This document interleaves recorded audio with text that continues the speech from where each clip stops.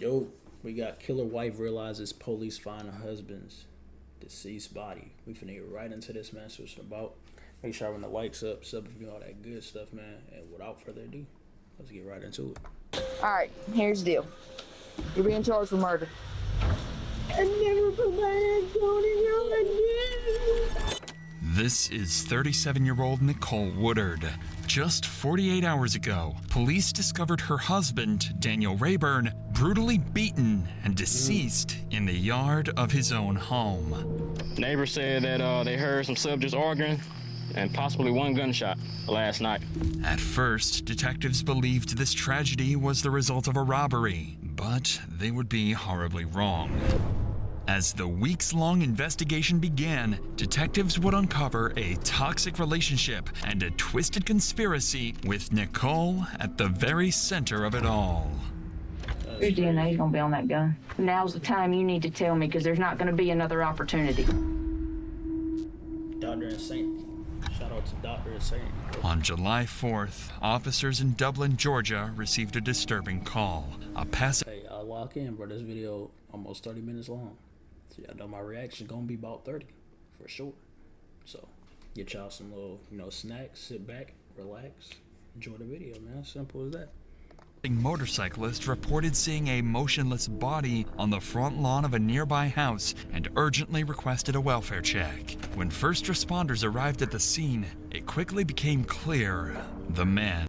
This is Grand RP, your new life in GTA 5. Here, you will find everything you need for full immersion. Here's a unique economy where you can was already beyond saving. Sorry about the ads. How y'all doing? The blood come across his arm right there. He's laying like somebody, he was attacked or shot or something. As first responders took a closer look, the disturbing condition of the man's body became clear. His skin was covered in bruises, insects crawled across his face, and most troubling, a gunshot wound was clearly visible at the back of his head. Even more telling was the stiffness of his body, clearly indicating he'd been dead for several hours. To the officers on scene, one thing was immediately clear. This was a homicide, and they needed to figure out who this man was and why he was so brutally killed. Luckily, it wouldn't take long before officers began uncovering crucial details. Do we even know his? We don't know his name, do we? Yeah, we ran it. That's as far as that. Okay. We haven't positively identified him. 26 radio. Off that 28 that was ran at this location. Who would come back to? 26 then come back to a Daniel Rayburn. That one, it has Eagles ballpark address. The victim was quickly identified as Daniel Rayburn, a 40-year-old father and the homeowner himself. With this in mind, officers would approach Daniel's neighbors, who would reveal information that would prove crucial to solving this case later on. 26 radio 09 cleared. I'm so sorry. Have y'all been home all day? All day. Been to the grocery store. Have y'all heard anything over there? No. Like today? That is a black person thing, bro, for real. I mean, I said, like, today? The motherfuckers, they'll definitely, if they're like, hey, man, you know David? David. Like, that help, bro. Like, we be doing stuff like that, bro. I ain't gonna lie. A lady lives there. There's a man deceased in her yard. He what? Yard? Yeah, he's dead right there. In her yard? Yeah. Oh, my Is he black? Daughter said she heard somebody arguing Last night. Last night. He said, who you calling? Call me another one. And she said, Mama, it wasn't firecrackers. She said it was a gun. Come here. You see his body? Oh, talking about right here near the court? Oh, my God. Yeah. Oh, wow. This lady lives there with him. I mean, she can't, that's the same lady that came up with her name is Nicole. Nicole? Yeah. Is she younger, older? Or? She's younger than us. So I'm 43, so she might be in her early 30s, early to mid 30s. Oh, my God. Who found him? Some passerbys just come by. He's been there for a while. That's crazy, bro. Neighbor across the road heard some arguments over here, and about 1 a.m. heard one shot. There's supposed to be a female that resides here by the name of Nicole. White female. You know? See if she's inside? Yes. We'll knock on the door and then see if it's unlocked, we can see, can we do a welfare check. Officers didn't know who Nicole was yet, but she would become a very familiar figure over the coming days. Without wasting any time, officers moved to search Daniel's home, and what they would find inside would soon blow the case wide open. But before we continue, it's worth noting that situations like these can be extremely distressing, not only for those directly involved, but also for anyone following along at home, just like you. If you've ever felt that you need help with mental health, you should know that there are always people you can reach out to. That's why I'd like to thank BetterHelp. Says the door locked. Unlock. All units radio is 10-3. Police department. Police department. Police department.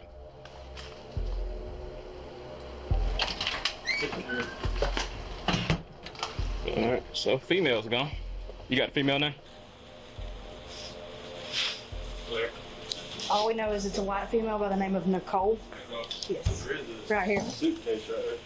Nicole Woodard. Fortunately for officers, Damn, the was so house easy at turned that out to be point. empty, with no Too visible easy. signs of violence or struggle inside. However, they did uncover one crucial clue, a letter revealing Nicole's full identity. Brenda Lee Nicole Woodard, Daniel's wife. This discovery immediately opened up new leads for investigators, but officers were about to catch another clue. One of the paramedics on the scene would recall encountering a woman with the exact same name just hours earlier. What y'all know about it? I don't think the neighbors saying that they heard subjects arguing last night and a possible one gunshot. Hey, see, Do you need a free and easy way to capture your gameplay? Introducing Outplayed. Record anything on your here. Yeah, they said it's supposed to be a white female staying with them. First name by Nicole. We went in and cleared it. Nobody ain't in there, but it's a letter in there with her name on a piece of paper with Nicole Wood on it. That name, we just picked up a person at Applebee's with the same name, 37 years old. Had a seizure, throwing up. According to the paramedic, 37-year-old Brenda Lee Nicole Woodard had been working at a nearby Applebee's when she suffered a seizure and was rushed to the ER earlier that day. To detectives, Was that her karma off of doing that, bro? this timing felt a little too convenient. Nicole's medical emergency occurred just hours after Daniel's brutal murder, potentially giving her an alibi to distance herself from the crime. If this was, in fact, Nicole's plan, it wouldn't work out very well. Officers were now able to easily locate her at the hospital and question her regarding the actions leading up to Daniel's death. Since her injuries were minor, she was quickly transferred to the station for questioning. Did he have any friends that came over to visit? Once in a blue moon, we'd go over and hang out with Tim and Sylvia, but we hadn't seen them in a couple of months. Other than that, you can't tell me anything else that you might know? Because he was out in the yard when he was found in the yard this afternoon before they called, about the time after they called you. He was found out in the yard. Nobody called me. I mean, how did they get in contact with you? The officers showed up at the hospital while I was at the hospital. Well, I'm saying you got in contact with you at the hospital. Okay, so other than that, you hadn't seen him none before that? I hadn't seen him at all today. Even though Nicole insisted she had no idea what happened to Daniel that night, her demeanor told the detective a different story. Her shaky voice and uneven answers indicated extreme nervousness. She seemed on edge, uncomfortable, and far from natural. These subtle cues could mean one of two things. Either Nicole was genuinely shocked to learn that Daniel was killed, or she was hiding something. Yeah, I was about to say that same thing. I'm about to say either she just, nervous, or she guilty. This detective strongly suspected the latter and intended to find out exactly what Nicole was holding back. And you don't know anybody that might have been he's had problems with or was giving him problems, anything like that? No, how was he on the job? I mean, he had problems on the job, anything like that? That you know of? I mean, we don't know if anybody actually done anything to him or whether he might have just fell and passed out or whatever. That's why I asked you how much did he drink last night? I don't know. Well, you said you drank a bottle. I was drinking last night. What was he drinking? He was drinking beer, sir. Has he ever drunk alcohol to the point where he would fall out? Yes, I told you. But he hadn't drank like that since. I mean, he might drink 2 or 3. Well, if that's all, if that's it, you know, is there anything that you tell him? According to Nicole, she and Daniel had been drinking the night before when a verbal argument escalated into a physical altercation. However, she still insisted that he was alive and well when she left. Ultimately, detectives weren't able to get any useful information from Nicole and had no choice but to let her go. However, unbeknownst to Nicole, this was only the beginning of a very long week. Back at the crime scene, officers continued collecting evidence to determine who had been at the home at around 1 a.m. Now, with a search warrant in hand, officers moved into Daniel's home, hoping it would hold the evidence they desperately needed.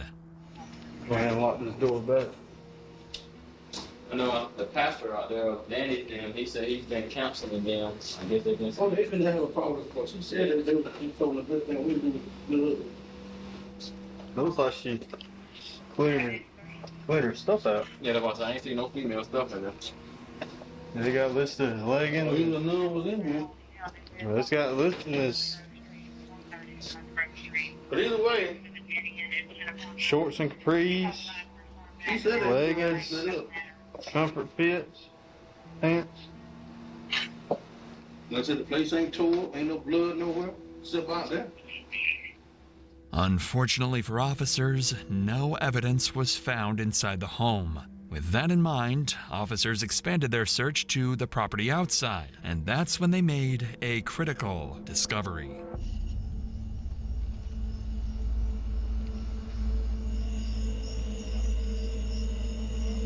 Hey, Cole, is that a piece of dread? Yeah, taken out early. Security James Summers about somebody trying to find some security with bottles.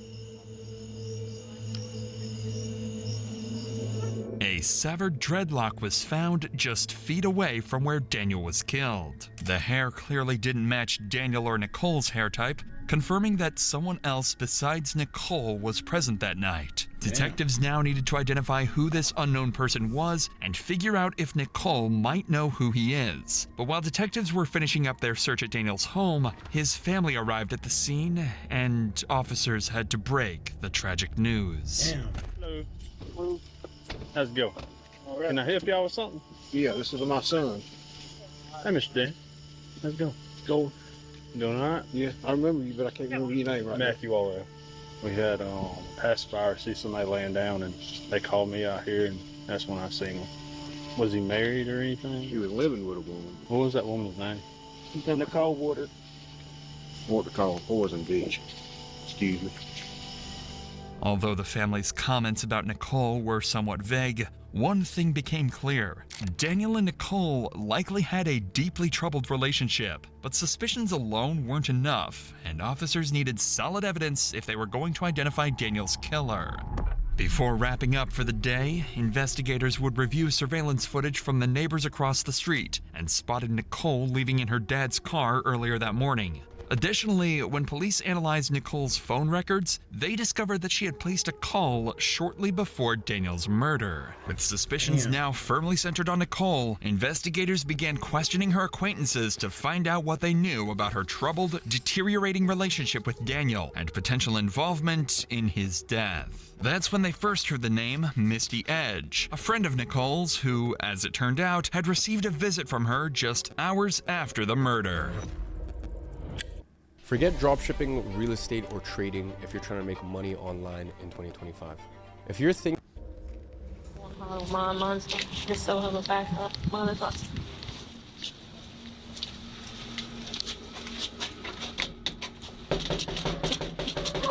That door was beat up.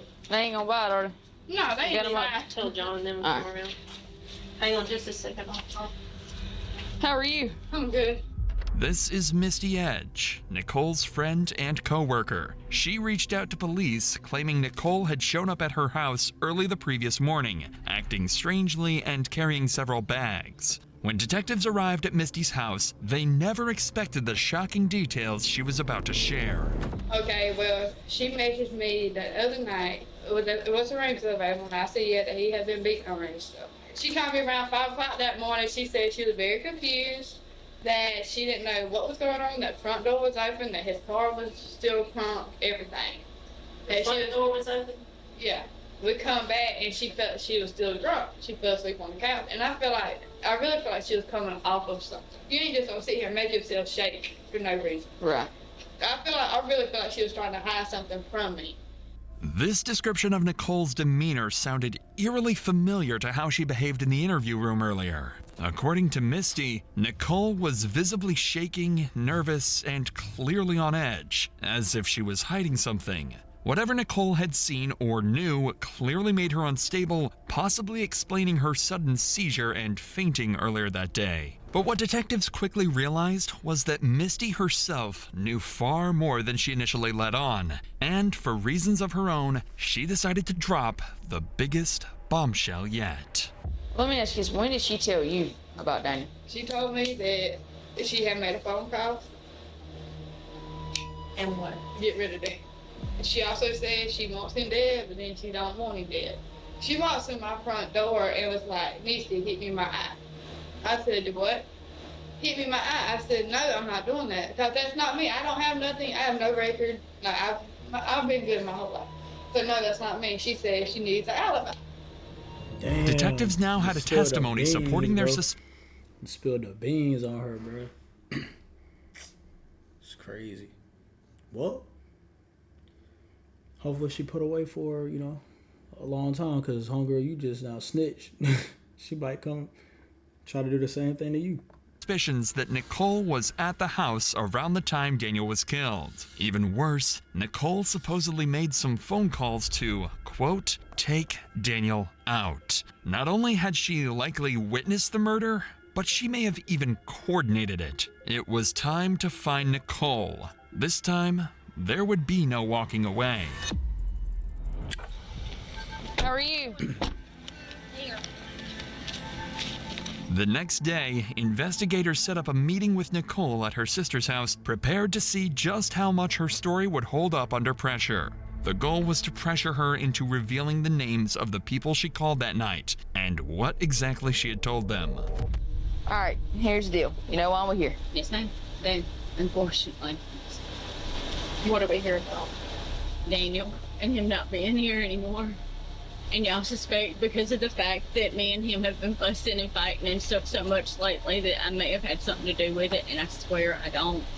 I mean, I've told him at times, yeah, you're gonna keep on beat your ass or some shit like that, but I swear I've never put my hands on him. The furthest I've done is I pushed him backwards. I've never put my hands on him, and I never would. He's the one that beat the crap out of me back in November. I was in Wings. Although detectives hadn't openly accused Nicole of anything yet, she immediately began defending herself, almost as if she knew suspicion would inevitably. Exactly, bro. That right there just gave it away. You over here over-explaining shit for no reason, bro.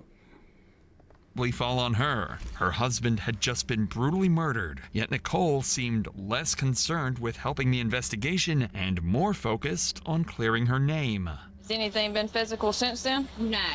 I mean, we screamed and hollered at each other a little bit and sent some nasty messages back and forth. The thing with us, I mean, if we were not gurring at each other, there was something wrong. As Nicole painted a harrowing picture of domestic abuse, her explanation seemed carefully chosen to cast Daniel in a negative light, almost as if she had hoped investigators would see her as the victim. And while parts of her story may indeed be true, detectives sensed that she was subtly deflecting blame and possibly laying the groundwork for a future legal defense. But investigators would see right through this tactic, and it only made them push harder to uncover what Nicole was really hiding.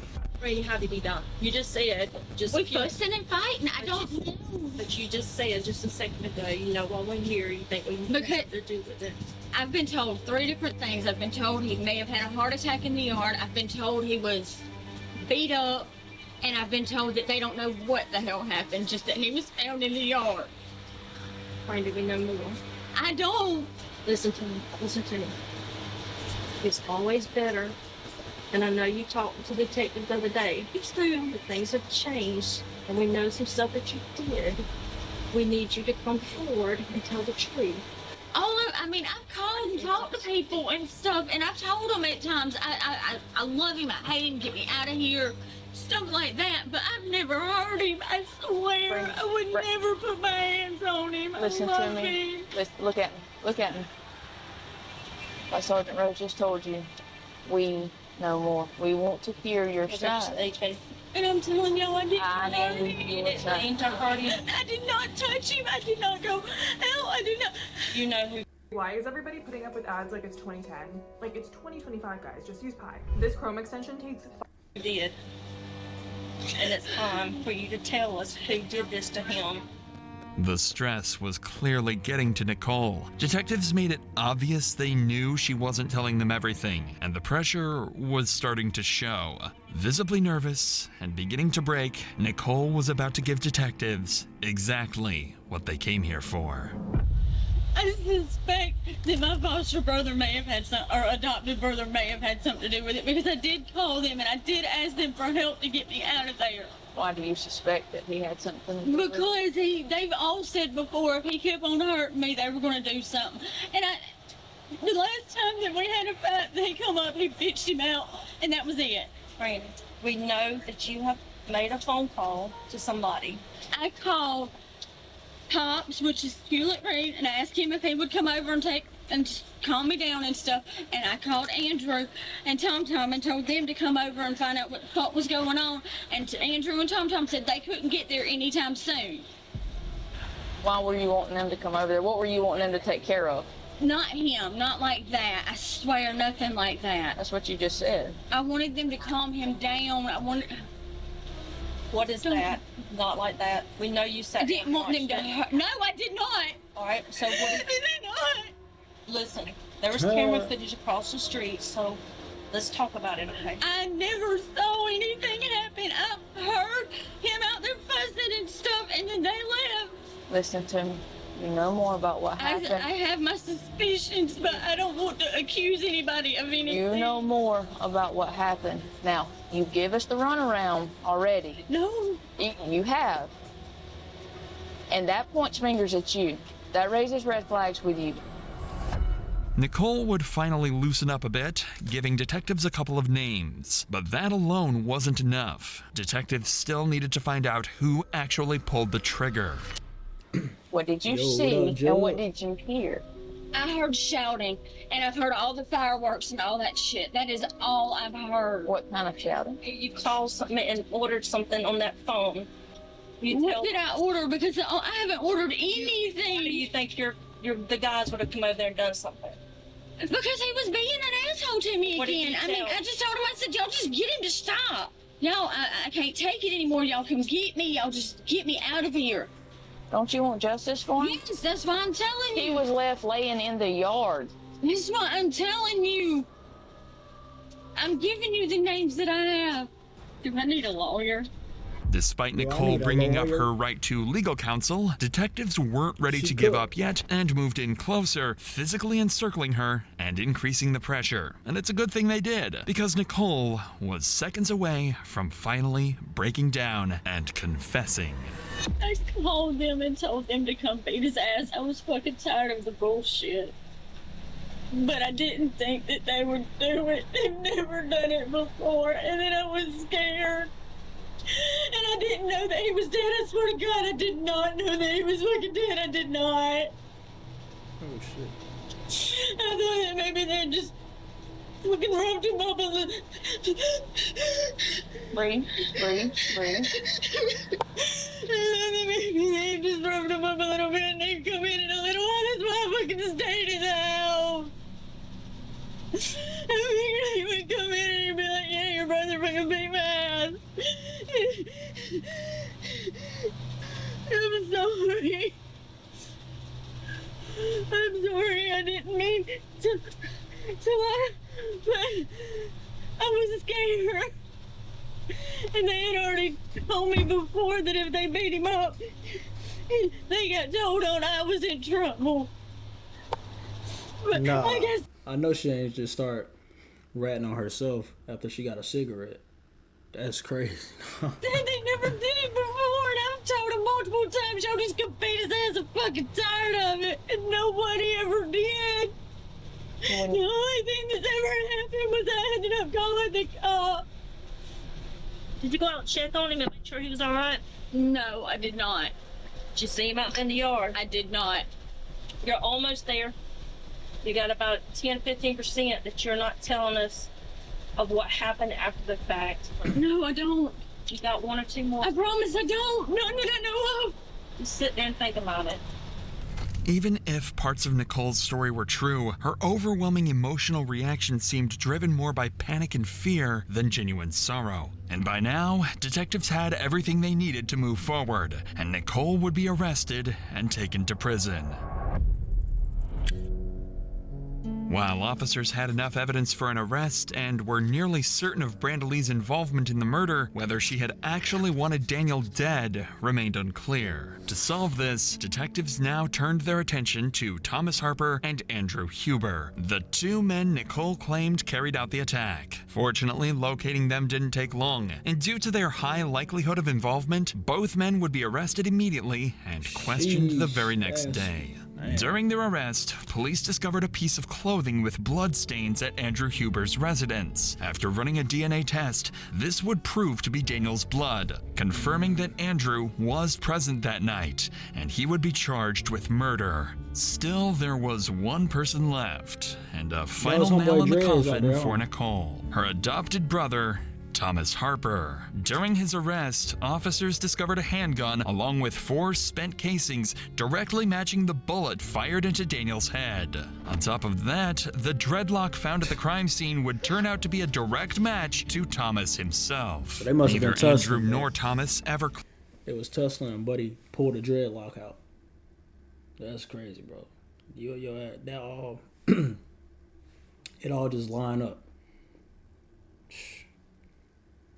Claimed Nicole was outside during the fight. However, police could confirm that Nicole had seen Daniel leave and heard gunshots. Yet she never checked on him and never called 911. Instead, she simply walked away, choosing to protect Andrew and Thomas. This, paired with Misty's disturbing witness statement and the phone logs confirming the timeline, was more than enough evidence for police. Nicole may not have pulled the trigger herself, but she set it all into motion, and because of her actions, Daniel was killed. In the end, justice caught up with all 3. Andrew Huber was convicted of felony murder and sentenced to life in prison without the possibility of parole. Nicole and Thomas Harper both pleaded guilty to voluntary manslaughter, likely receiving sentences ranging anywhere from 10 to 20 years in prison for their roles in Daniel's brutal death. Whoa. So, that don't make sense. Hold on, man. I gotta run that back real quick. Pulled the trigger herself, but she set it all into motion, and because of her actions, Daniel was killed. In the end, justice caught up with all 3. Andrew Huber was convicted of felony murder and sentenced to life in. So the dude that,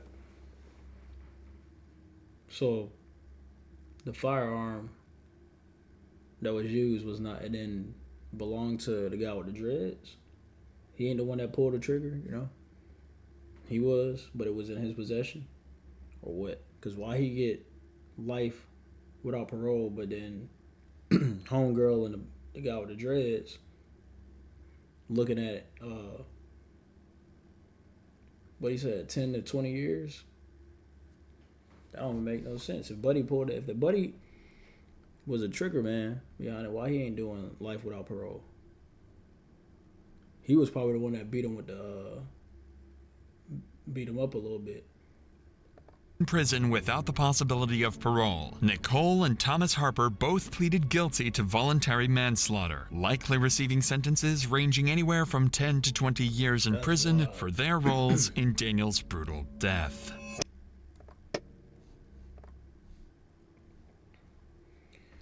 That is a crazy story right there, bro. Your own husband, you have somebody, or 2 people,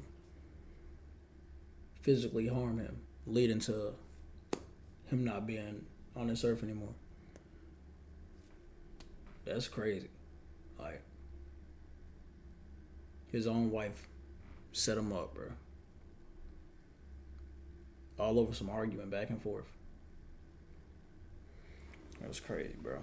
But this is the end of that one, man. Make sure I leave a like, sub if you do. If you rock with the video, bro, share with everybody, you know. Y'all can follow me on Twitch. Follow me on IG. I see them right there, man. But it's your boy, DavidBWylin, and I'm out.